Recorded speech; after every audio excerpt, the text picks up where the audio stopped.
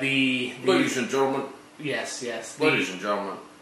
The birth control controversy definitely went to another level this past weekend. Are you Rush Limbaugh eating a lot of those Percocets? Ladies and gentlemen, let me judge every other human being on the planet.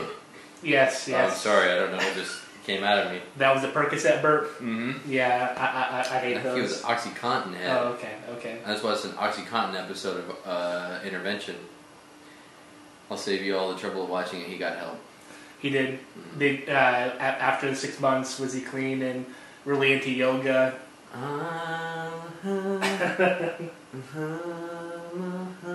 Is that the Intervention song? Uh-huh. Yes, that's what you hear whenever you read their stuff. What?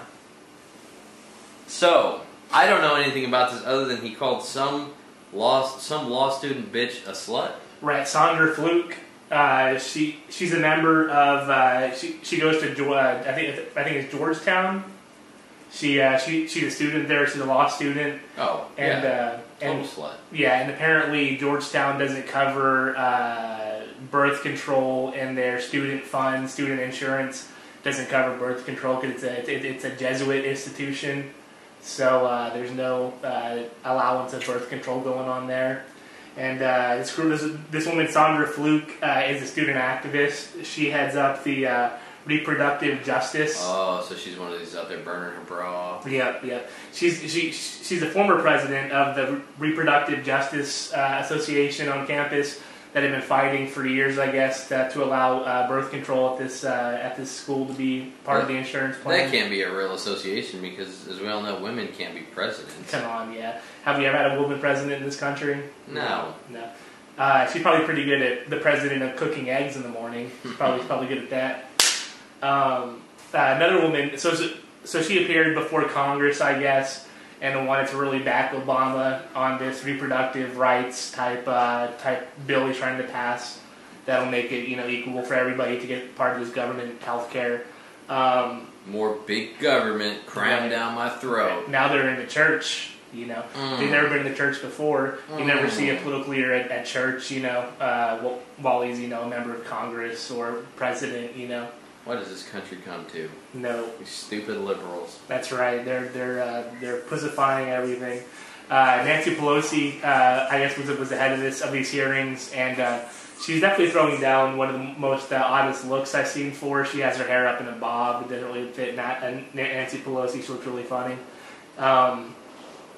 So I guess this woman appearing in front of Congress really pissed off Rush Limbaugh. And he went on some kind of a rant, calling this woman a slut and a prostitute on Friday on his show, saying that if you're in a poor financial state because you have to buy so much birth control because you're having so much sex, she's a slut. Because part of her testimony, she said that she's been damaged emotionally, physically because of this this law for Georgetown, this rule, whatever. So Rush was pretty upset and laid some smackdown on her on Friday. Big controversy, calling somebody a slut. Yeah. Isn't that what Rush does? Isn't he an entertainer? Right. Isn't he just here to entertain us and give us his thoughts? The guy can't give us his thoughts? Of course Rush is an idiot. That's what we're here doing. We're giving you our thoughts. We're calling him an idiot. I don't expect any outrage over this. He's a drug, pillhead, Of course. He's a fat slob. He's a pill-popping fat slob, like Eddie just said. Yeah.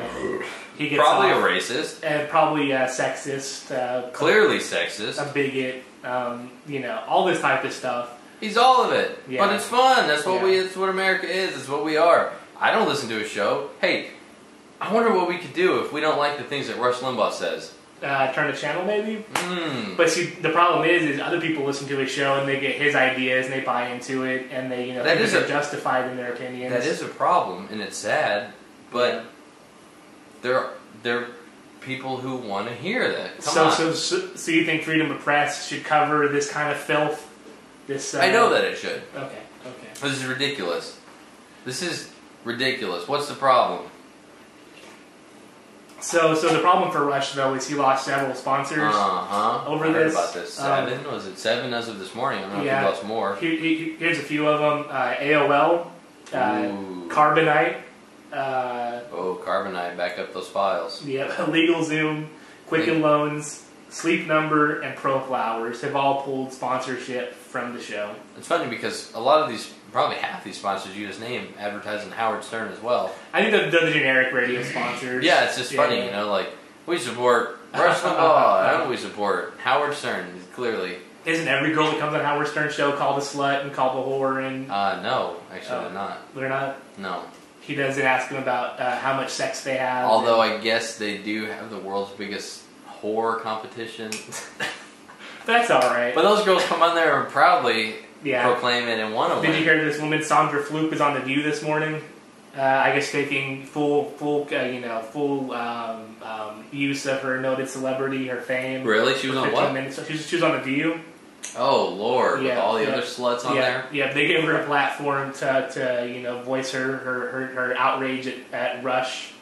What did she say? Anything? Just how that kind of speech keeps this mentality alive of keeping women down and calling them sluts. Like, it's not funny. He said he was doing it in humor, but she said it's really not funny. So all the things that we just called Rush, does that keep men down? Is that keeping big fat pillhead slobs down? You don't have a problem with is people use the word mouth breather as like an offensive term. I happen to breathe out of my mouth, so am I some kind of dumb idiot? I breathe out of my mouth. Who threw that term out there? People say all the time, "Oh, it's probably a mouth breather." You never heard that before? I've heard mouth breeder.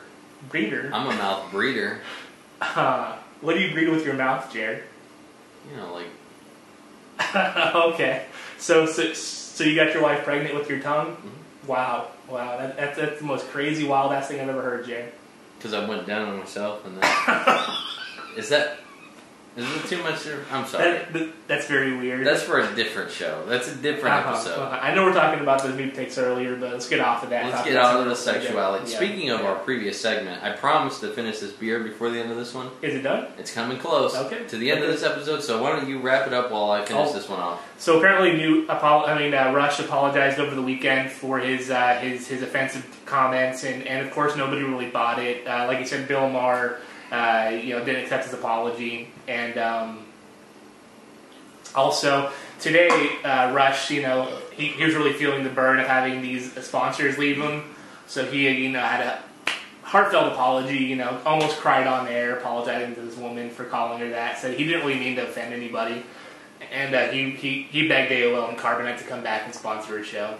So he begged them? So he can buy more pills. I like that. Yeah. So, from his his housemaid or whatever it was. Zoila.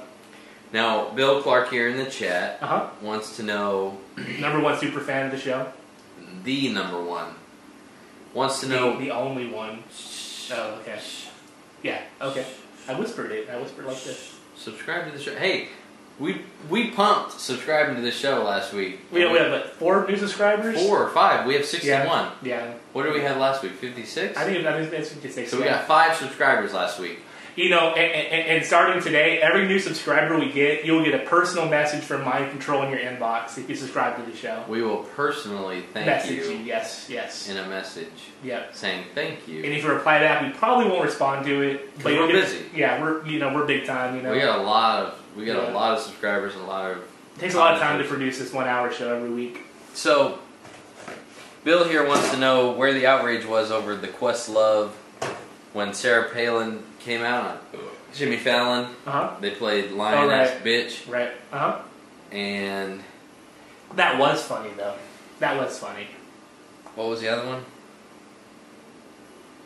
There was definitely some outrage. And Bill Maher called Palin a cunt. Oh my. I think Sarah Palin put yourself out. Oh, I'm sorry, Michelle Bachmann. Michelle Bachmann was a lioness bitch, which she is. Right. And Sarah Palin was called a cunt by Bill Maher.